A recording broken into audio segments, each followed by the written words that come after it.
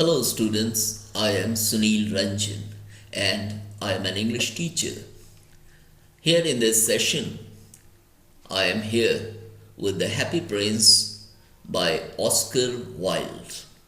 And the first question is, why do the courtiers call the prince the Happy Prince?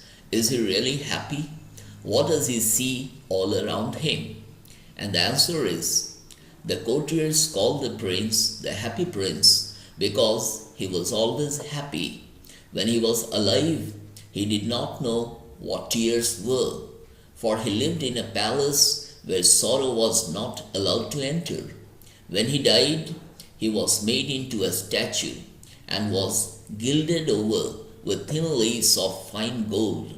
For eyes, he had two bright sapphires, and a large ruby glowed on his sword hilt.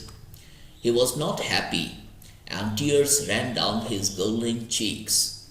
As his statue had been set up high, he could see the ugliness and misery of his city.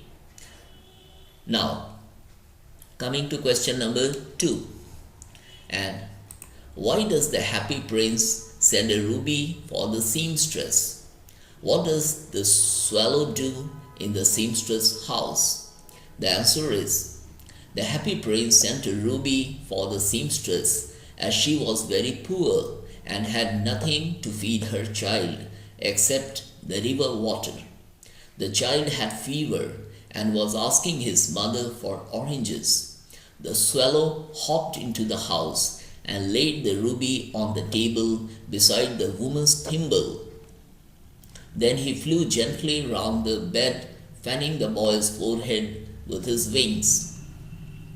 Now, question number 3. For whom does the prince send the sapphires and why? And the answer is, the Happy Prince sent the sapphires for two people, a young playwright and a little match girl across the city. The young playwright was trying to finish a play for the director of the theatre. It was too cold inside the garret to write anymore, and there was no fire in the grate, and he was very hungry.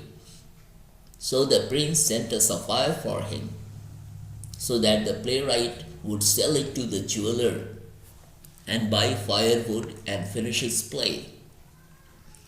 Now, he sent another sapphire for the little match girl because she had let her matches fall in the gutter and they all had spoiled. She feared that her father would beat her if she did not bring home some money. She was very poor. She had no shoes or stockings and her little head was bare.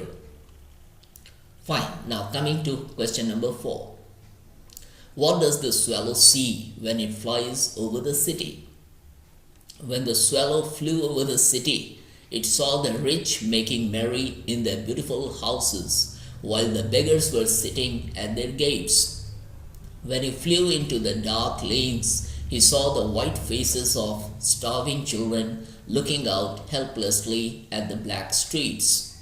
There were two hungry little boys lying in each other's arms, trying to keep themselves warm. Now, question number 5. Why did the swallow not leave the prince and go to Egypt? The answer is, the swallow did not leave the prince and go to Egypt because he was deeply touched by the kindness of the prince and had begun to love him. Since the prince had given away the two sapphires of his eyes, he had become blind. Therefore, the swallow decided not to leave the prince and stay back, rather than flying to Egypt and be with his friends. Now, question number 6. What are the precious things mentioned in the story? Why are they precious? The precious things mentioned in the story are the leaden heart of the Happy Prince and the dead bird. They are precious because both the Happy Prince and the swallow were very kind, generous, and helpless. I repeat, The precious things mentioned in the story are the leaden heart of the happy prince and the dead bird. They are precious because both the happy prince and the swallow were very kind, generous, and selfless. The prince could not bear to see the ugliness, misery, and suffering in his city, and so gave away all his precious stones and gold to make his people happy. Similarly, the swallow sacrificed his trip to Egypt and acted as the prince's messenger, carrying the precious stones and gold to the needy, spreading happiness all around. He loved him so much that he never left him, even though he suffered cold until he finally died at the feet of the statue. And the statue loved him so much that his laden heart broke into two.